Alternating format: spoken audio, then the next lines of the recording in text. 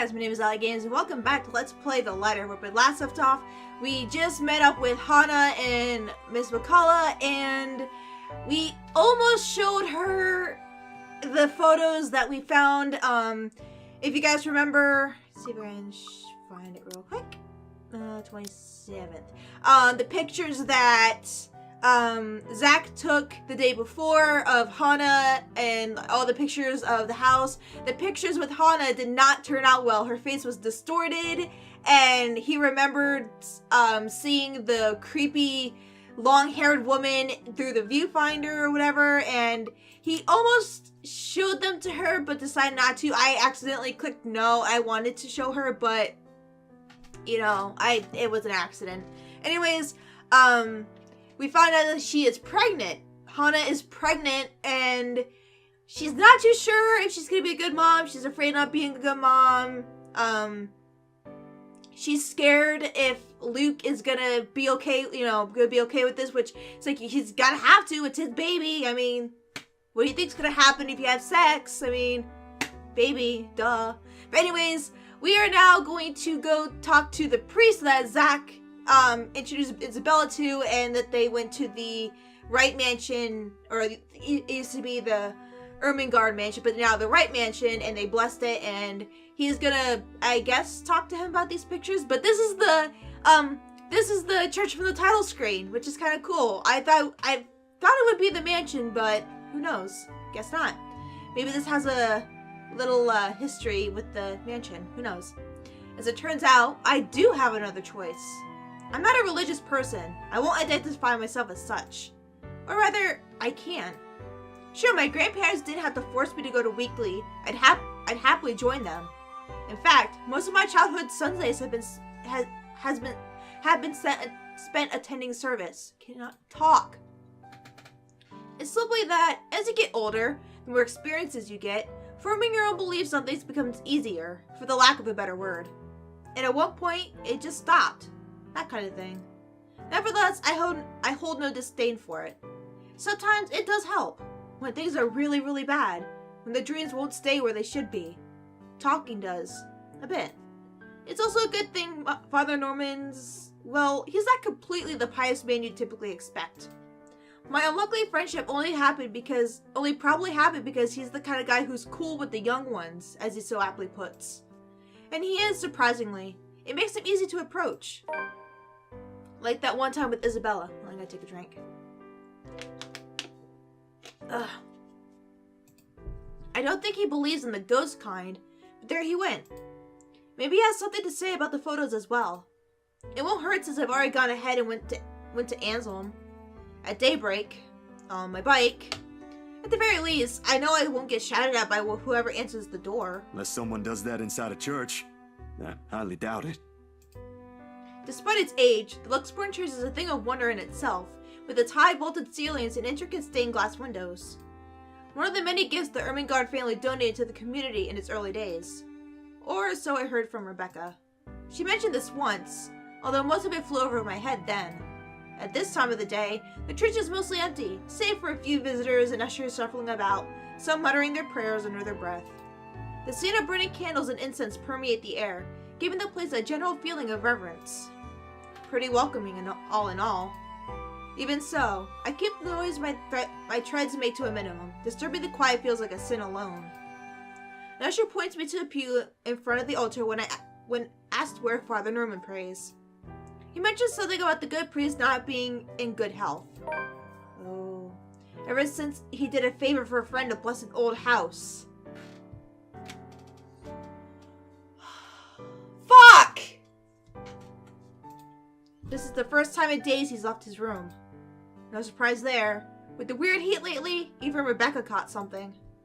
Nervous little chap, the kid. Nevertheless, he leads me close to the front of the dais. Did I say dais? With a reminder not to stay too long before walking off. Seconds later, Father shifts and stands. He doesn't seem to even notice me. I have to give him a little tap on the shoulder. When he looks, though, to say he's surprised is an understatement. Stay away. Oh, God. His voice comes out a whisper, almost inaudible in the hush, a quiet restrained indifference to where we both are standing. But the tremor is there. He focuses on me with wide, bulging eyes, copious amount of sweat appearing on his forehead, despite the relative coolness of the place. Father Norman? Oh, man. Keep your distance. Hey, it's me, Zach, remember? Stay away, don't come near me. It must be the fever talking, or whatever he caught. It has to be. I don't recall ever doing anything for him to drive me away like this. In all the years I've known him, he's been nothing but polite, nothing but accepting of people regardless of belief or status in life. For words akin to a threat to come out of him, it's simply beyond unimaginable. Go back to where you came from. Leave. Father, what did I do? Leave, now. Aww. I extend a hand to his shoulder, meant to be reassuring. But he recoils, his ankle catching on the edge of the dais as he backs away. His shout when I attempt to reach out again echoes through the entire hall, catching the attention of the few people inside. I try to keep a level tone, but with these strangers' eyes trained on us, panic starts to weave its way into me. Stay away, demon. Go back to the hell you came from. Sorry, it's my chair. I need Father, a chair that it's actually okay. I locks. only came here for some pictures I thought looked odd. I figured you might know something. From my pocket, I fish out the photos and try to hand it to him. Instead, he strikes my wrist away, almost like an accusation, and sends the photographs floating uselessly to the floor. Helpless, I can only watch as he curls into himself on the ground, a sad, blubbery mess whimpering to himself. He tips his head forward and begins rocking, his hands clapped over his ears. That accursed spirit, so full of anger and pain. All those horrible things I've seen. I can't sleep. I can't eat everywhere I look. Go away. Damn. Go away. Go away. You're not supposed to be here. This is a house of God. Begone, demon. Lord have mercy, God, our Lord, King of ages, all-powerful and almighty. You who made everything and transform everything simply by your will. A number of people have moved closer, mostly to gawk. Thankfully, as if to save him from being an utter spectacle, two ushers come out, taking him away. One of them, the kid from earlier, shoots me an apologetic look. I can't even return it to him. Anxiety is a powerful thing, a firm little notion that clings, eats, and consumes you. I can still hear his prayers even as they drag him away. May he keep at bay and vanquish every evil power, every poison or malice invoked against us by corrupt and envious people. Then under the protection of your authority may we sing in gratitude. It rings, hums in me as I am left to pick up the pieces of this chaos. Back to square one we go. If there is salvation in this, I hope we find it soon. The moon is well into the night sky by the time I make it back home. I guess I could have just kept going, but whatever. Alright. Disappointed because he wasn't able to accomplish his mission with Hannah, Zachary went to his friend, Father Norman, for advice. However, in an unexpected turn of events, the priest vehemently pushed Zach away, yelling curses and calling him a demon. Sadly, it was... Well, not sadly, but it wasn't towards you, Zach. It was toward the thing that was behind you that you didn't see. Oh, man. I feel so bad. Like, and a lot of it's just because these people entered the house. That's the thing. The moon is well into the night sky by the time I make it back home. My heavy treads and the sound of traffic outside echoing my ears, filling the empty room with some semblance of life. Nana would scold me if she ever hears me walk like that. But after today, I really can't give a damn about anything, or everything. The mattress creaks under my weight as I unceremoniously flop down on it, and I found myself looking at the paper under my grip. As promised, Miss Ray had my bike delivered back to my apartment. Found it parked in the rack downstairs with an invitation and a note tacked to it, in fact. Be there, it said. If only it were that easy, it would give me a chance to talk to her. About that thing in their house. With a sigh, I let my hand fall to the side of the bed along with the invitation. I'll think about it tomorrow, when my head ain't muddled with thoughts of a headless woman and the haunting smiles of a ghost.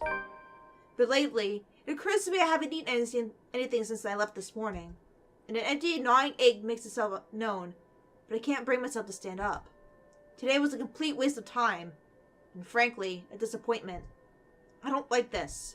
The lack of certainty, the disquiet, the lack of stable ground to stand on. The part where I do not know what will come tomorrow. Ever since that damn letter, everything has been thrown out of the loop. I wish everything stayed the same.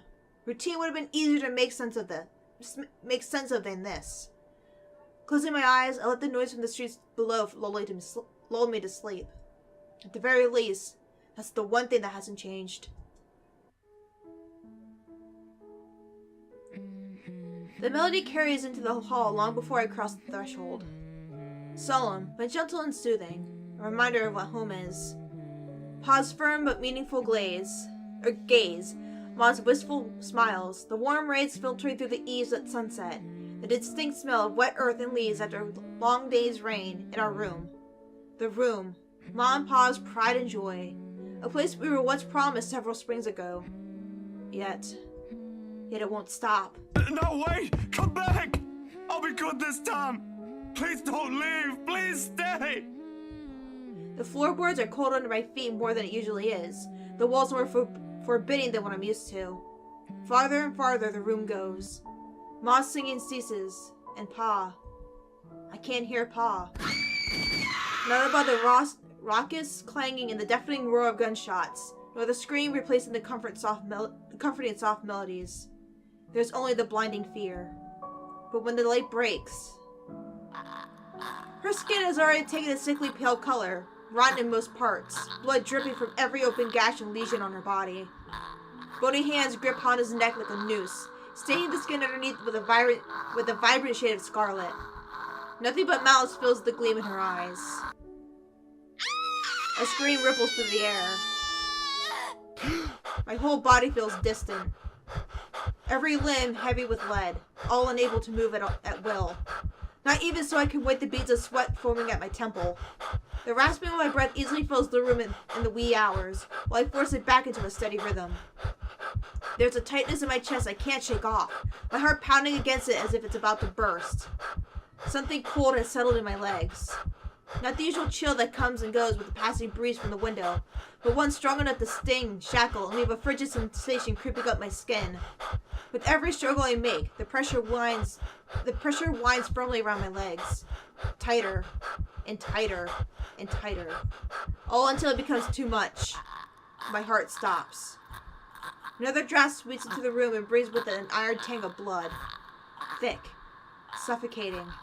Filling my nose with a foul, sickening smell as I shift my gaze downwards, and it slowly comes into view. Mouth stretched in a hideous smile and eyes brimming with nothing but madness.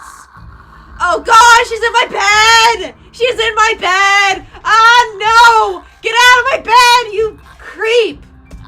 The stench of gore taints the air around me. I can't look away. Alright, say this is a save, branching tree. Oh God, is it gonna be like kick her or something? From the terror and death that her uncanny, twisted features alone scream. I try to open my mouth, to shout, to ask for help, for any help, but my voice has left my body altogether. All I have is the painful realization that no kind of plea will ever save me from her. Then suddenly, the bed dips. Oh, God, that's creepy as shit! The brutal plunge back into myself jerks me awake. There's no ear-splitting scream, no wild thrashing of limbs. Just a painful, constricting awareness that something has wound itself tightly around my neck. I was no second pulling it, a blanket, away, but allowed myself a few minutes to steady my breathing before getting out of bed. Off the bed. Inhale, hold, exhale. 1 step, 2 steps, 3. But the dreams have gotten worse. Ever since 2 days ago, no longer are they the small, curious, cursory flashes that I'm used to, but vivid ones that linger.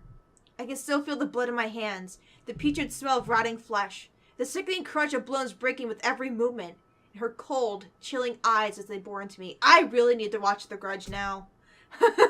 I really need to watch them again.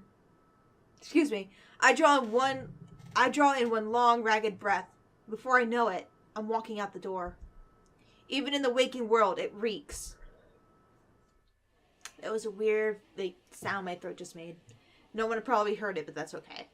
A bench on the park is far from the most private place for thoughts in Luxborn, considering its location at the heart of a bustling city. But in the early hours of the morning, it provides enough peace and quiet for any poor problematic soul who happens to wander there. The city is just waking up, a little later than usual. But knowing what day it is, one can't fault it for being a little tardy just this once. Yet neither the pleasant morning chill nor the soft twittering of birds does anything to banish the images. Every single one has rooted itself in my head, its claws digging deep into what is no longer a safe place to hide in. London Used to be Bridge easy. Is falling down, falling down, falling down. What? London Why? Bridge is falling down, my Fine. fair lady. I can't Take do a it key while and you're lock singing in my him head, up, kid. Lock him up. It used to be lock him up. easy, finding Take some a pretense key of peace and under the lock guise him of sheer up, optimism, my fair following regular lady. routine. Now? London Bridge is falling down. Now I don't know what to falling make of it. down, falling Sometimes down. it's easier to London run, Bridge easier is to hide when falling everything's down, falling apart. my fair That way, lady. you don't have to be the first to Take witness a it when it key does. and lock him up, lock It worked when him things up, went bad with the lock movie him after up. all. Take a It also key worked when and Mom lock and Pa him were up, taken from us. my fair Though lady. the sentiment's a little hypocritical when you think about it. London My little Bridge talk is with Miss Red the falling other day. down, falling That's just down, how it is. falling down. Maybe it really is London better if I Bridge is- just... Hey, mister.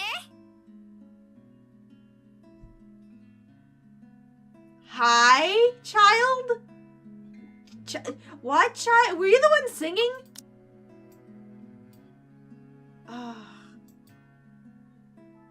That just makes... Oh, so if you went to Ash, okay, instead of the priest...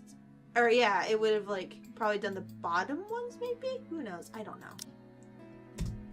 The tiny voice gives me a pause. Sorry I keep looking at the branch, at the tree branch thing, but I like looking at, like, and thinking what could have happened instead, you know. When I look up, a little girl, maybe about 6 or 7, is peering at me. 2 wide eyes, overflowing with what can only be the natural curiosity one typically sees in children. I vaguely note the St. Goretti uniform she's wearing before returning her greeting. Hey, kid. Kylie. Oh, it's Kylie! That is that is Hannah's goddaughter. Okay. Kylie? That's my name. Mama said it's rude not to call people by their names. She then flops down on the empty space beside me. Her little legs, still too short to touch the ground, swings into with the song she hums under her breath. I don't mind kids. Nana will often invite the ones in our old neighborhood to give them treats. Of course, by then Sis and I were both too old to play with them, but you get used to the commotion eventually. It's not completely as unpleasant as most people would imply. Kylie seems to be a well-behaved kid anyway. Oh, sorry. Nice to meet you, Kylie. Is Mama here? No, but my big brother's with me. He's taking pictures with his camera over there. She points to the far end of the park, the one closest to the street where a kid is taking shots of something above him. It doesn't look to be birds because all there is on that side of the park are buildings. I don't see what's so interesting with the tip of a building, though. I'd take pictures of dogs if I were him. They're cuter. Do you have a camera too, mister? Yeah, I'm actually a photographer. Mama said I'm too young to get a camera. I'm sure your mama will eventually give you one. But won't you be late for school like this? Big brother will get us there on time. Rowan promised Papa. We aren't going to be late. It's sports day. So it's not good if you keep looking like that today. If it ends up raining and we lose, it's your fault. All right, I'll try not to upset the clouds today, kid. Is it because you're sick, mister? Before I know it, a smile has spread over my face. They say kids ask the toughest questions sometimes, and they sure do, with how sincere Kylie looks. Mine feels like doing her a huge disservice. No, not sick. Just having a very, very bad day. Why is Oops, that? sorry. Is that like when my big brother ate all of my pudding? He did that once and then cried. It wasn't very nice of him. Yeah, I think so. You see, there's this mean girl. She's giving my friends and I a lot of trouble. It's mean girl. Okay. Hard to keep up when things are like that, you know? Especially when you can't do anything. It's kind of scary. Makes you wish things will just stay as peaceful as they used to be. Maybe she just wants to be friends with you? No. I highly doubt that. She already hurt one of my friends. What if she's just sad? Or maybe she just wants help. That I could see. That's what happened with Melody. I let her borrow my crayon when she left hers. Now we're playmates. It's not really the same thing, Kylie. What she did, they're pretty bad things. I still think there's another reason. Did you try talking to her? That's Oh, what God. We're gonna have a Mama said I seance. should do. I don't think that'll work either. You haven't even tried yet. You sound like Rowan. You're just scared, mister. That strikes a chord. Maybe it's the honesty in her tone or simply the truth in the word itself. I don't know why, but I can't help it. I laugh. Loud enough to disturb an elderly couple taking a leisure walk nearby. Why are you laughing? That's nothing. You're a really smart kid, you know that? That's what I've been doing, ain't it? Go full speed ahead, then backtrack when the going gets tough. Stay in my safe zone because that's what I know. Once, Dr. Navarro, I think, said I should be the first one willing to deal with my problems before anyone else. I did show up on our next appointment after that, but he's right. And though I hate to admit it, knowing what I've seen, but the kid makes a good point too. I've been so caught up thinking there might not be a way out. Maybe there isn't, or maybe there is. But that doesn't mean I shouldn't just leave it up to fate. You better get to school, though, or you'll miss sports day. You should have won yourself some awards, alright? Alright. Can I show it to you when I do? That can cheer people up, right? In the distance, her brother calls for her, and I took that as a sign to leave. Got things to do, to face. First few steps, they say. Nah, I'm good now, I think. Thanks to you. Besides, Mister needs to go. But you should show it to Mama and Papa. I'm sure they'll be proud of you, Kylie. I will. Thanks, mister. Bye. I give her a little pat on the head before heading my way. A small gesture of thanks from a stranger she didn't know she might have helped. She may not understand it now, even though at such a young age she already has this understanding of things. But maybe when she's older, when the world no longer seems too big for her. But aren't you going to help me, mister? With what? Confused, I glance back. Ah! No, Zach, don't look back! Don't look at the child! Ah! No! Whatever cheer our little talk has brought has vanished under the shadows suddenly dancing in my eyes. This frigid air is most definitely not how the morning chill should feel like. Bitter, stinging, unwelcoming. And the kid. What do you think, mister? Are you going to help me? I swear to God, if her head starts like twitching and go, I'm gonna like throw something. Leave us alone! What did we do to you? The response never comes, however, because when I blinked, gone. Hello? Mister? Are you okay? For several passing seconds, I let my stare linger on her face, waiting for any sign of another change. But all that remains in there is the carefree smile of a child. None of the spite, none of the cold, bloody smile. Nothing. I really need to go, Kylie. It was nice meeting you. See you again, mister! I break into a run.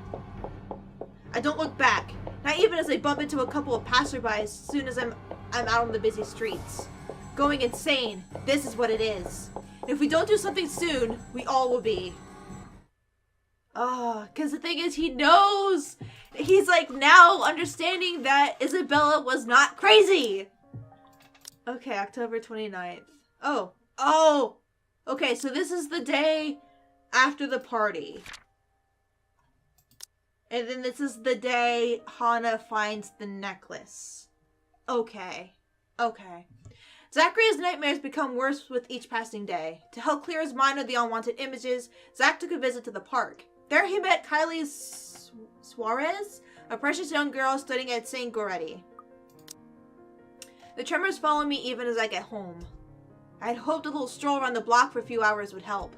Instead, I am assaulted with more images of her. Her smile, the loathing in her eyes, the stench of gore, the horrid crunch that comes from every movement she makes. Even old memories have been sullied by her, and Ma's song no longer sounds as sweet as it meant to be.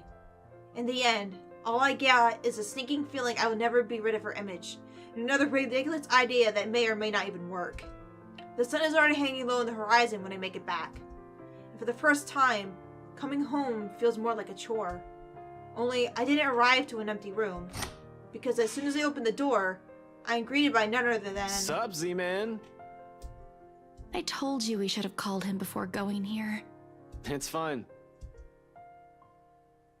It is Ashton I see first, sitting comfortably on my couch, munching on a bag of chips with both feet propped atop the coffee table.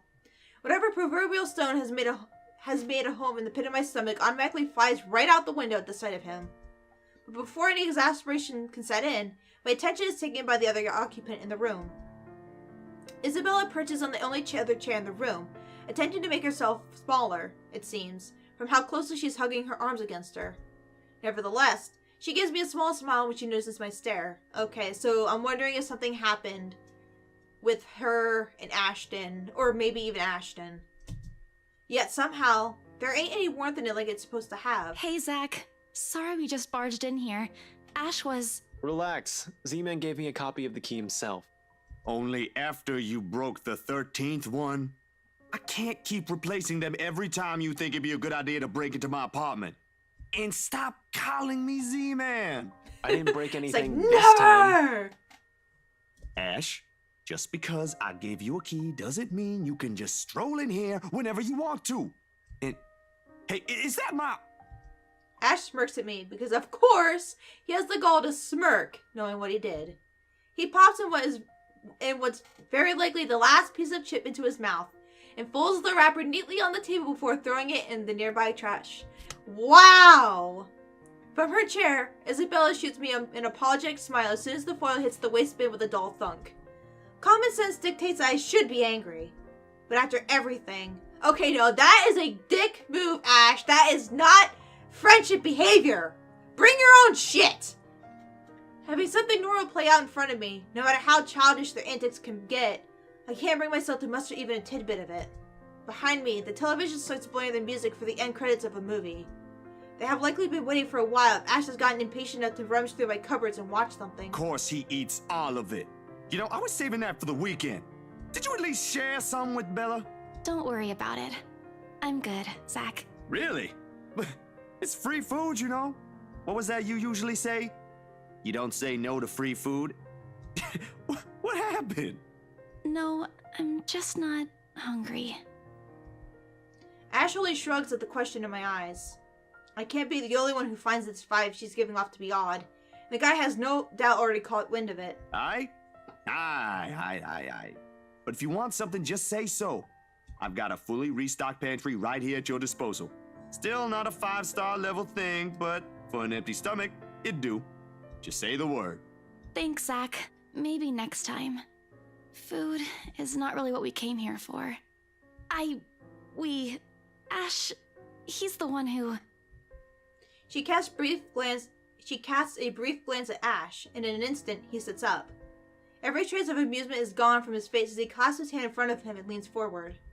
A minuscule gesture meant to ease, yet the grim expression on him tells a different story altogether. All right, you two, what's this about?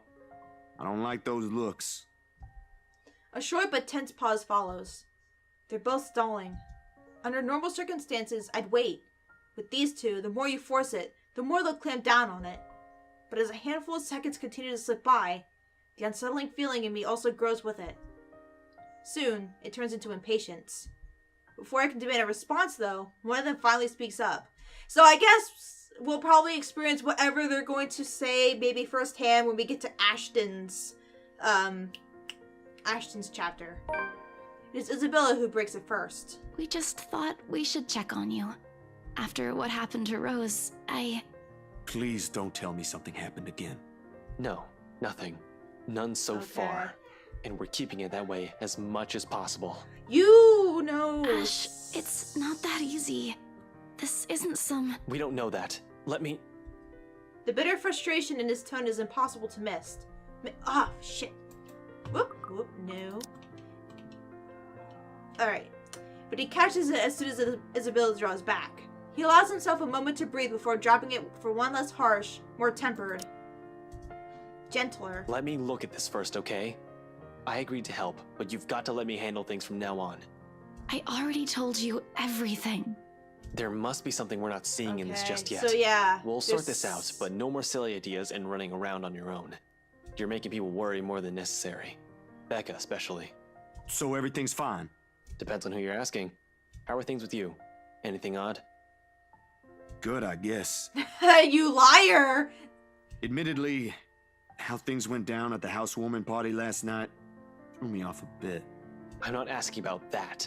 Remember the letter thing Isabella's been yapping on about? I'm asking about that kind of odd. I look at him. Gaped, more like. His serious expression doesn't waver despite the perplexed look I shoot him. There's a brief second I let pass as I wait for the heavens to fall somewhere. It doesn't come. The sky is still bathed in vibrant reddish hues as it waits for the night to arrive. Luxborn is still the same busy city, and everything in my room still appears as it did a second ago, including the unnerving ticking of my wall clock. But if Ashton, calm, cool, collected, always logical Ashton, takes interest in this, something or someone must have fucked shit up somewhere. Well, the dreams, they're a lot worse than usual.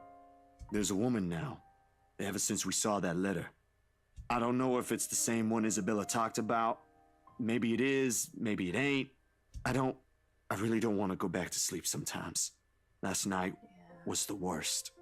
Anyway, why are you asking about this? We also saw her in our picture. Rose's death isn't just a coincidence, Zach. Is she gonna be talking about, are we gonna investigate, how her,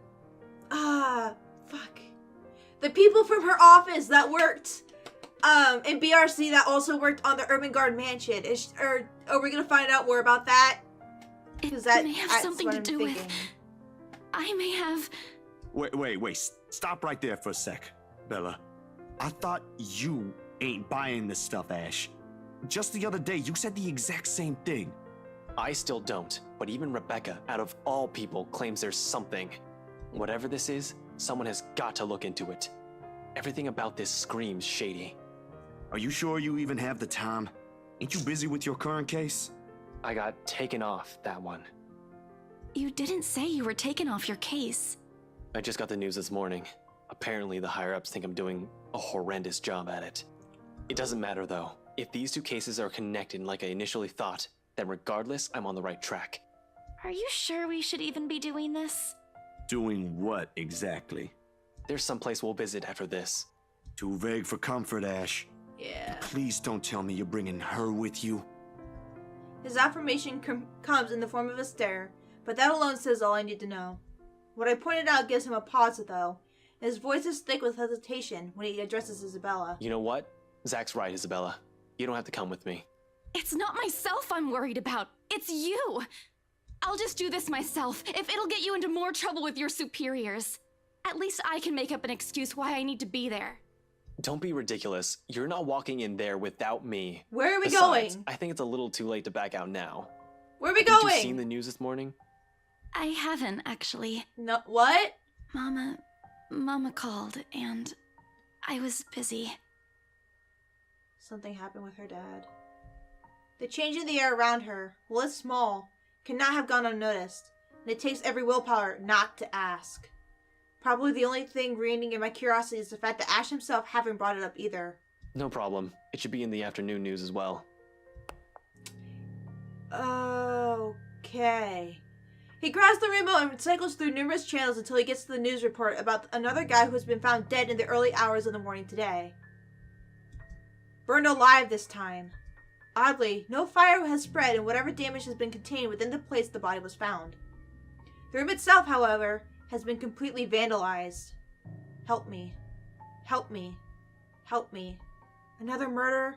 The authorities claimed. Isabella and I knew better.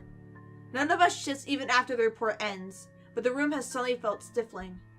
Ashton's eyes have gone hooded with what appears to be restrained anger, and the remote in his hand creaks mildly under his grip. The stone is back in my stomach. A tiny little thing gripping at my insides, growing with every passing second as the dread sinks in. In the thick of it, Isabella's voice is the one that breaks the hush. A small, weak thing on its own that wavers unevenly between words, but every syllable heavy with meaning. This is because of that thing, isn't it? I did this somehow. No. it started. I might have started with you, but I think something was started once the company started with the mansion. I think that's when it started. When it fades, all that's left in the air is her doubt and fear. Well, all we can do is to cope. Is there something I could say to make her feel better? You can fix this. There's gotta be something you can do. And like, it would be cool if at the end of the game, nothing good happens and everyone dies or goes insane or anything, because there's this movie I watched called, what was it? It's called The Windmill, I think. Where did it take place? I'm trying to think of where it took place. But at the end, it just proves that, what happened was, I need to take a drink. It starts with a B. It starts with a B. The place starts with a B, and I can't think of it. But anyways, this group of people go on this bus to go see the windmills of this place. And the bus breaks down on the side of the road at the middle of the night. And they see a windmill that actually should not be there. Because I guess they said that it burned down. Well, they go to the windmill because they're looking for a shelter and then people start dying one by one. And each person, you find out, has done something bad in their past. Like, the one guy, he was an Asian guy. I think it was his grandmother. She was sick, and he ditched her and let her die by herself. The one girl killed her father. Her father was abusive to her and her brother. She killed her father, but her brother, they lived in a trailer. She took her brother outside, went inside, lit the trailer on fire, went out, locked the door so the dad couldn't get out. The kid, her brother, climbed back into the trailer and burned alive. And like, everyone did something except for like one person. It was the one boy. He didn't do anything because, you know, he was still a kid, you know, whatever. And his dad killed his mom, and, you know, it just goes on and on from there. Well, at the end, everyone dies except for the kid. But it's just like, it just shows like there's not always a happy ending, you know? Even in not The Conjuring, what was it? The prequel to Ouija. If you guys see the second one, you know what happens. You know at the end of the prequel to Ouija, you know, everyone dies, or not dies, but everyone either dies or is possessed or goes insane. So nothing happy comes out of the end of that movie. So it'd be kind of cool if this movie or this game took the place where it's like, you're not being given happy ending. Like, it could either go very bad or very good. So I think but to make her feel better, there's gotta be something. There's always something. It ain't too late. We could still fix this. There's 3 of us here. She's maxed. He's up again. 4 if you count Rebecca. No, she's staying away from this. Too late. She's in on it. She's in it. She lifts her gaze at me, eyes steady and shoulders square as she holds it against the baffled look I give her. Although in the next second, it immediately softens, and it takes me by surprise nevertheless. In those brief moments, it's like I faced a different person. I don't want to involve her in this any more than I already have. Both of you as well. It's too late. I already said it. That's completely out of the question. Stop asking. Still in all, that's 2 extra heads who can do the thinking. Between us 3, I'm sure we'll figure something out pretty soon. I'm guessing we're gonna have a seance at some point. Just saying. Don't make this whole thing sound like it's a piece of cake to deal with. It ain't. It's gonna be Becca. Better than sitting around, yeah? It's gonna be Becca that's gonna do it. You're going to shoot yourself in the foot one day with that kind of thinking. We don't even know who's doing this. The last 2 murders might just be similar incidents done by 2 different suspects. Hasn't stopped you from going after them before. Remember that time when you... Okay, stop right there. There will be no retelling of that incident today, Z-Man. Aww. Or ever. Keep calling me Z-Man and maybe I will. Suddenly, Isabella laughs. Though muffled by her hands, it rings light and easy against the thick tension in the room. Still a far cry from the usual cheer she carries, but brings a welcome shift in the otherwise dreary mood. Thanks, you two. I'll tell you about it when he's not around. Give it up, Z-Man. She's not interested. Oh yeah, she is. Who says I'm not? I'm interested. I want to know. Ash makes a face but chuckles at the jest despite himself. Why am I even friends with you two? Oh. And like this, most of our worries ebb away, if only for a few moments. They take their leave mere minutes close to sundown. But regardless of the lighter mood, little has been said of their plans, only vague hints of what they're aiming to do after. Well, it ain't any of my business to know. Something about this whole thing still gnaws at me. A tiny passing thought urges me to do something as well. At this hour, the streets are once again busy with people heading home after a hard day's work.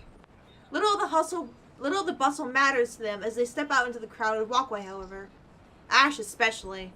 There's only his goal in his mind, and I'd wager there's nothing I can do to stop him at this point. He's probably decided on long before they made the decision to drop by. But despite this, Isabella lags behind. A worried crease is back on her forehead as she watches Ash leave to get his car. Something wrong, Bella? No, Actually, can you check on Becca for me after this? I really didn't get the chance to tell her where I'm headed off to. Tell her I'm okay and we're... No, just that. That's all. You sure I should skip on that part? If she finds out about this, she'll be angry. I don't really want to deal with angry Rebecca. It gives me a stomachache just thinking about it. Neither do I, but I'll handle it if she gets mad. Just make sure she's safe and tell her to be careful. You too. Take care of yourself. Almost abruptly, she pauses. The gaze in her eyes hardening as she lapses into another one of those long, distant silences from earlier. This ain't just because of the whole fiasco with the letter anymore. I don't want what happened to Rose to happen to you guys as well. This one cut deeper. Before I can ask about it, Ashton returns, casually swinging his car keys on one hand and gestures at Isabella. Come on, we don't have much time. Shirley's waiting. Who's sure? Oh, right. Really? Don't answer that. I don't want to hear it, you huge dork. It's his car. Says the person who gave her stuffed toys names. Batcat? Really? It's cute. Yours is just weird. I'll see you later, Zach. She spares me another smile, and as I watch her walk off, only now did it occur to me that none of those she gave today ever did reach her eyes. I make a grab for the back of Ash's parka. He staggers briefly before correcting himself and shooting me a confused stare. Is she alright? No, she's not. What? Who's okay? Isabella. She's been, I don't know, out of it today? Did something happen earlier? The scowl on his face says it all. She's actually been like that this morning. I'll ask, but... Just do me a favor and watch over her. We have no idea what we're dealing with. I don't know what happened to her since the last time I saw her. But from how she's been doing It's like today, these two are like the big whatever it brothers. is, They're like, seems don't like a mess pretty with our big deal. sister, man. Wait, you didn't annoy her again, did you? Because I swear to God, if you did, you've got another thing coming for you. What? No. Why would I? I'm just asking. I'll take your word for it. But if you can find out what's bothering her, that'd be nice. Honestly, I don't think it's the letter this time. I'll see what I can do. I think her dad passed away. Make sure you keep yourself out of harm's way, alright? I think that's what happened. Yeah, you too. I Don't think do the anything curse reckless again. Reckless, no. Latched onto But I her can't family. make you to promise I won't do anything. After and seeing got to her that, dad. there's no way in hell I'm going to pretend there ain't a problem when there is. This is a really big one, and I'll be damned if I let anything happen to you guys while I sit here. I'm done running when things get tough. He's about to argue for a moment, but Look, bro, if things ain't good, I'll be the first one out. But allow me this one thing, alright? Just this one time. If it doesn't work out, you'll be the first one to know. You can laugh then, or berate me all you want. But please don't ask me to step aside like I'm incapable of doing anything to help. I have no idea if it is the look on my face or the tone of my voice. Ultimately, although his mouth presses into a thin line, he nods. All right. Stay safe, Zach. When he stumbles into the sidewalk and allows the afternoon crowd to swallow him whole, I like to think the tiny gleam in his eyes is the closest we can get to optimism in this situation. Whether that alone will be enough to give me a peaceful sleep tonight remains to be said. Alright, October 30th! Night falls, and despite my best attempts, sleep continues to elude me. Alright. So, yeah. Alright. 29th. Upon returning to his apartment, Zachary was greeted by Ashton and Isabella. Now suspicious of what was happening, Ashton informed Zach that he and Isabella will try to get to the bottom of this. He also warned Zach to be careful. And then it said about... Alright, so we are now on the 30th. So that happened here. I wonder if we'll see Hana again. Night falls, and despite my best attempts, sleep continues to elude me. I think that would be a good thing in your case. With her image still stuck in my head, flashing every few moments it catches me off guard, with Ma's lullaby still echoing in my ears, no longer the soft tune it once was. The terrible gnawing at the pit of my stomach. It's no wonder I can't bring myself to drift off even for a little while. It's not as if there's a complete lack of things to do while waiting for sleep to come, if it ever will. At 2:45 in the morning, I find myself cleaning my photography equipment for no other reason than just to pass time. Oh no, I don't like when they do this CG. It's scary. Though, if I'm going to be honest, it is not the night terrors that are keeping me wide awake tonight, but the anxiety and hope that I'll hear from Asher and Isabella soon. And for what's perhaps the 42nd time, my eyes shift over to the end of the table where my phone lies still. I've not heard from them since they left. They haven't promised a call, of course, but a small part of me wishes they would have had the common sense, at the very least. Waiting is a tough game. With the concern stretching out the minutes far longer than usual, it's impossible for more unpleasant thoughts not to enter my mind. Moreover, it does not help that when the clock finally strikes 3, my hand stills. Ah, no! That's just so creepy! Look at her! Ah! Saving. Okay. My hand stills. Just look at this bitch! It would be a complete and utter lie to say my heart didn't leap straight to my throat in that brief second. My whole body has gone motionless, ears straining for any further sounds. A couple of tense seconds pass. Nothing. Of course, with how old the building I'm staying in, power fluctuations ain't anything new. Every now and then, this would happen, leaving a few tenants in a rather bad mood. Nothing unusual anymore after a few years of living here. But this time, the sudden hush brings with it a stillness that raised the hair at the back of my neck and set my heart beating hard against my chest. Something reeks in the air. In an instant, this place is no longer home. It's a prison. Every rational fiber in my being screams at me to leave. I force myself to swallow and keep a clear head as I lay down all my cleaning tools and begin gathering the rest of my things scattered about on the table. The camera's body, lenses, filters, diffuser, phone, anything my hand could reach. But in the resulting panic like in the nightmares, it is the scent that reaches me first. A foul, putrid smell filling my lungs with the heavy stink of death. My fingers clamp tightly to the camera, holding it closer to my body as if the tiny thing would provide enough protection to whatever is with me in the room. It won't.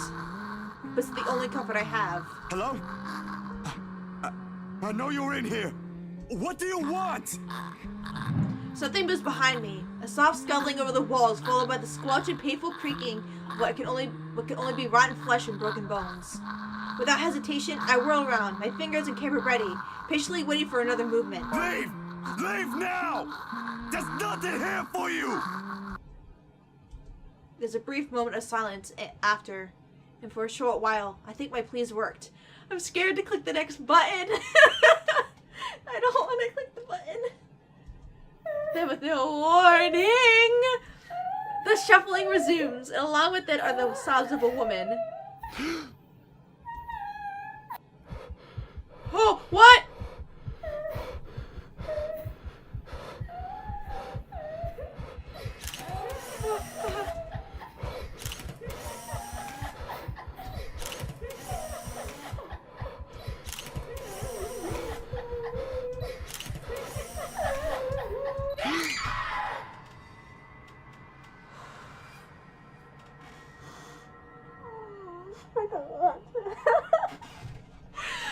The light flashes fleetingly one last time, allowing me a glimpse of her grotesque, misshapen features before it is once again lost in the darkness.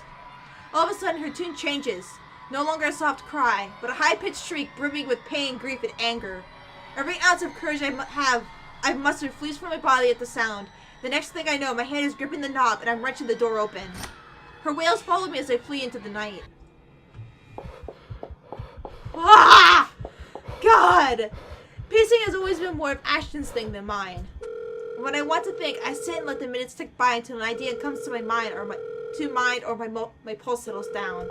And yet, dry leaves and twigs crack under my shoes as I make another pass at them. Terror is too mild to describe what this is. There's no way in hell I'm going back. Whatever she is, pleading won't work. The moment she saw that letter, we saw that letter, she's been after us. But I can't run. Not this time. Nearly 2 hours have gone by since I left the comfort of my room for the solitude of the park. 2 excruciating hours since I started making calls. No one's answering. Not even Rebecca, who has always kept her phone line open in case other people need her. Or Isabella, who frequently checks her for any messages and readily responds as soon as she can afford. Does not help that Ash hasn't said a word where he went off to as well. Damn it! I knew I should have asked him before I let him leave. Knowing him, he could be anywhere. But there's only one place he'll likely be at this time. God, we're gonna meet Hana. We're gonna meet Hana, and she's possessed! That bitch possessed her! Ah! The sun has already peeked over the horizon when I make it to the mansion. I have no idea what I'm expecting to see when I got here. There's Ashton, first and foremost. Part of me wishes my assumptions are correct and he's really somewhere close by on a stakeout. But I've never been the lucky sort when it comes to that kind of guessing. And even after I made a round of the immediate vicinity, I can find neither hide nor hair of him. Calling him does no good either, considering how awful the signal here is. He can't be too far if he's really here, but if he is, he would have already noticed me by now. Instead, there's only silence. The kind too quiet to find any sort of comfort in. Even the trees have seemed to have fallen asleep with the rest of the mansion, oblivious to what's happening around it. A small island of stillness in the otherwise fast-paced world. No wonder the whole of Ansem feels at odds with the rest of Luxborn. While the city is alive, growing every minute, breathing every second, and pulsating with life, the village remains unmoving, unchanged. It's not surprising the legend still lives up to this day, and why she's still here, walking its hallowed halls. And beyond me, the mansion looms ominously. But now ain't the time for fear. Now is the perfect time for fear. Even if Ash is not here, I still got to let the Wrights know what I've seen, what's in their home. Whatever grievance Ash has with them doesn't matter. There might be grounds for imprisonment, but they don't deserve a brutal death at the hands of one malicious spirit. And I'm sure Isabella would want the same thing. I head straight for their door without a second thought. Okay, oh god, it's gonna keep... Okay. Sorry, I had to do it before it just kept dinging the doorbell. Okay, we are close to being done. Okay. I'm going to leave this off here. Next episode, we will... What was that? I should have failed the QTE and seen what happens. Anyways, I'm gonna leave this off here. Next episode, we should be able to... Oh god, there's like... Oh shit. How do you even do that? Oh, but I don't want that. I want this one. I want the interesting looking one. Fuck. Anyways, I'm gonna leave this off here. Thank you guys so much for watching. Next episode, we might finish up Zachary's. His is, like I said, so far his has been the longest one, and we'll be going on to Marion's after that. We still don't know too much about Marion, do we? She's the character besides Rebecca and Luke that has had the least screen time. No. Marion and Luke have had just Marion. Marion has had the least screen time, I think, so far. Like, I know she's shown up in the other two, but it's just, she hasn't had that much screen time, I feel, compared to everyone else. I think Luke is the same. Even though we played Hana, Hana's story, it still seems like he hasn't had much interaction with anyone, and neither has Marion. Marion has only really interacted with, as far as we know, Rose, Isabella, Luke, and Hana. And Luke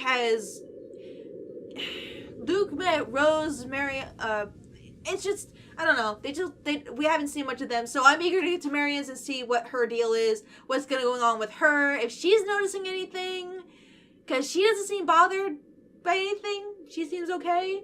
I don't know why, she just seems to be okay. But anyways, thank you guys so much for watching. Leave a like if you liked it, leave a comment if you liked it, and I'll see you guys in the next episode. Bye!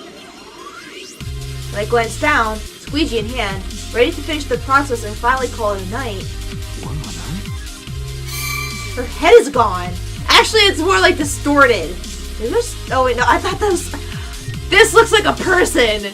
It's just how it's shadowed as shit. It's like, it looks like it's a person, but it's not. It's